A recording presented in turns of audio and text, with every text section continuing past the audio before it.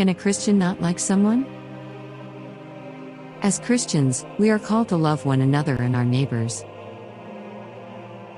Jesus emphasized the importance of love, stating that the two greatest commandments are to love God with all our hearts and to love our neighbors as ourselves, Matthew 22:37-39. The Bible also teaches forgiveness, reconciliation, and the cultivation of virtues such as kindness, patience, and humility. While these teachings encourage Christians to strive for harmony and positive relationships, it is important to recognize the complexities of human emotions and relationships. Liking someone can be influenced by various factors such as personal preferences, past experiences, or conflicts. It is a natural aspect of human interaction that people may have differing levels of affinity towards others.